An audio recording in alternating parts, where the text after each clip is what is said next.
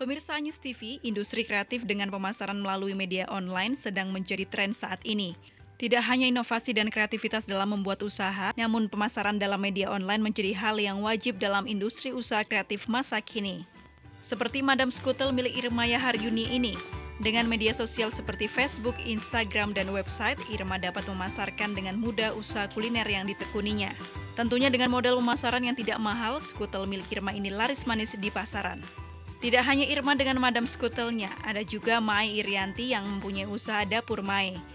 Dapur Mai adalah jasa pembuatan segala macam kue, utamanya kue tart, cupcakes, kue kering, dan masih banyak lagi lainnya.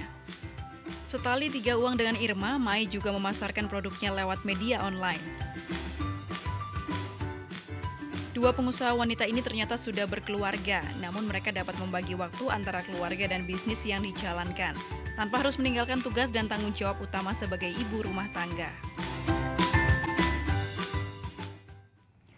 Halo pemirsa, senang sekali saya Disa Nugraha bisa kembali menyapa Anda di Ngobras Ngobrol Santai. Dan seperti Anda lihat dalam tayangan tadi, masakan atau makanan yang sangat menggugah selera dengan bentuk yang begitu kreatif. Dan ternyata memang industri kreatif dengan metode pemasaran secara online ini sekarang menjadi tren, terutama tentang pemasaran dari makanan-makanan yang delicious. Dan sudah bersama saya hadir di studio ada para pengusaha yang luar biasa, Irmaya Haryuni sebagai owner dari Madam Skutel dan juga Mai Irianti sebagai owner dari Dapur Mai. Selamat sore, Mai dan juga Irmaya. Sore. Apa kabar?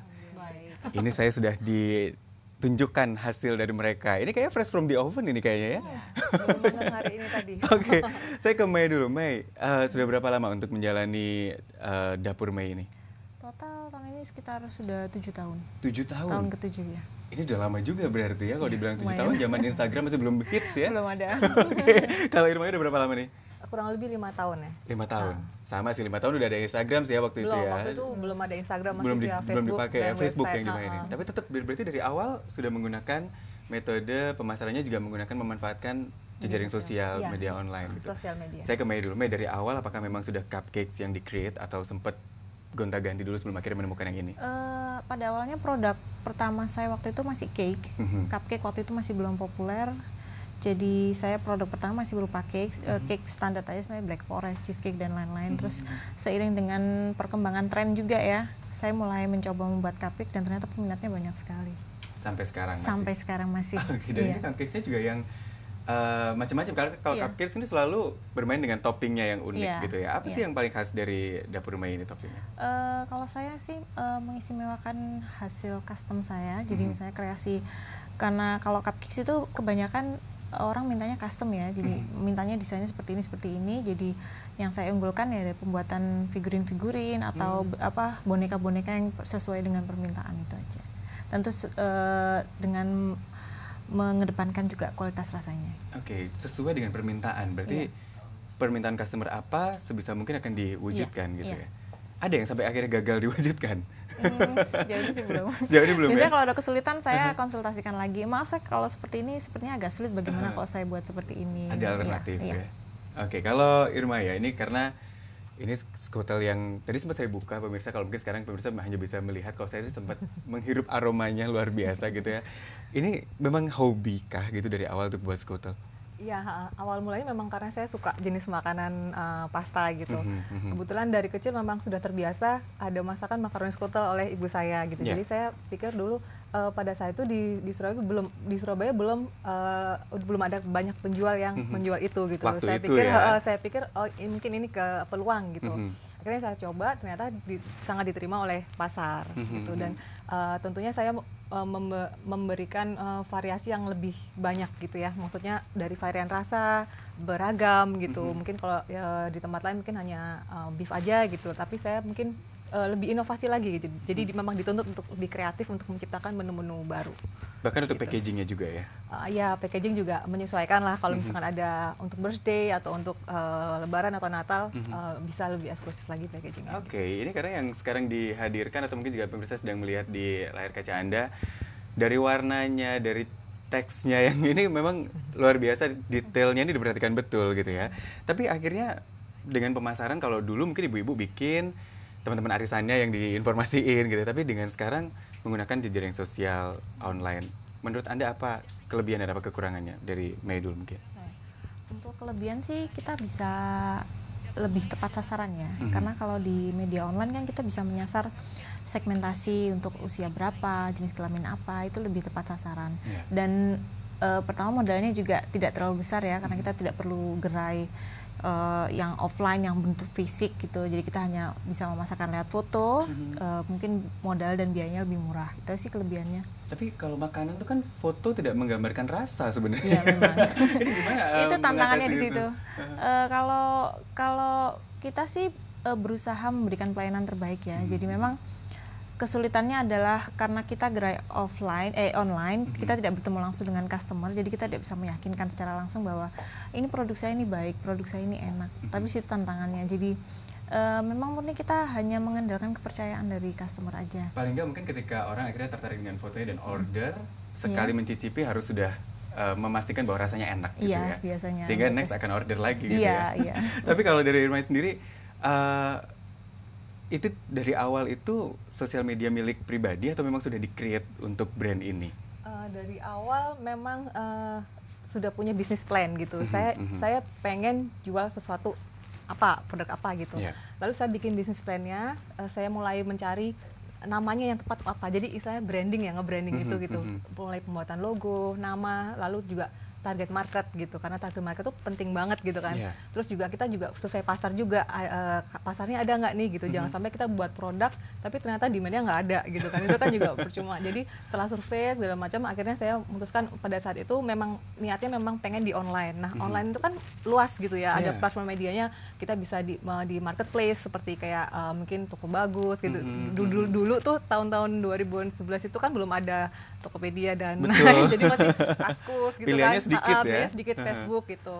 Lalu saya memutuskan untuk bikin rumahnya, yaitu websitenya. Langsung untuk brand ini bikin website dulu sendiri via gitu? blog sih. Blog, Karena dulu nggak ada budget untuk bikin website karena mahal gitu, jadi pakai gratisan. Gratisan tuh via blogspot, dan itu gratis kan, tapi memang kita dituntut untuk belajar gitu, bagaimana sih blogging yang baik, bagaimana caranya supaya website blog web atau website kita itu bisa masuk di halaman 1 Google, itu butuh perjuangan juga gitu. Ketika orang search langsung karena buat apa kita punya website bagus banget, mahal gitu, tapi nggak ada orang yang berkunjung. Nah itu kan juga makanya kita perlu banget belajar tentang SEO atau Search Engine Optimization. Jadi caranya gimana supaya website kita, toko online kita itu ada di halaman 1 Google dengan kata kunci tertentu sehingga orang mudah menemukan toko kita gitu. Jadi memang sudah dibuat website blognya dulu gitu ya. Blog dulu, lalu kemudian ke Facebook.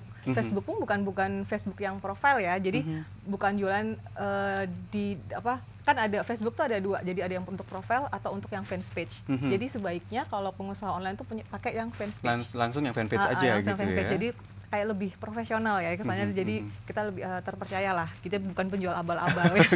Nanti saya juga tanya triknya ke Mei juga, tapi pemirsa kayak saya harus jeda terlebih dahulu. Untuk Anda yang ingin juga ngobrol bersama kami, silahkan line telepon kami 0319900274, kami buka, tapi kami jeda terlebih dahulu, kami akan segera kembali.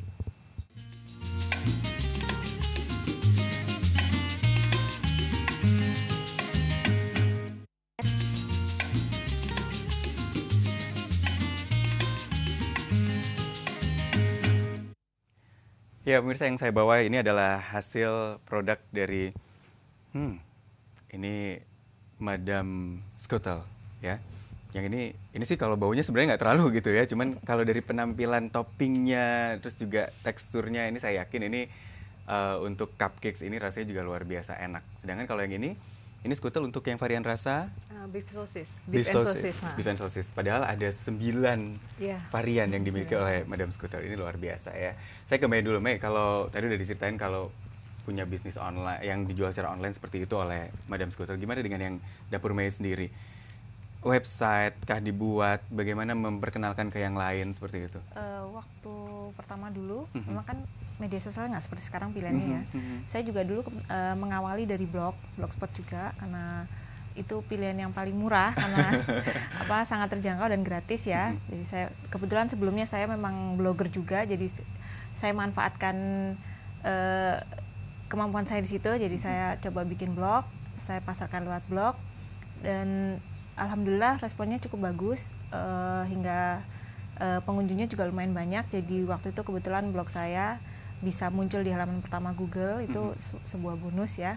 Terus kemudian saya coba waktu Facebook sudah mulai banyak dipakai untuk bisnis juga, usaha, saya mulai buka fanpage juga di Facebook, dan itu juga pengunjungnya lumayan banyak.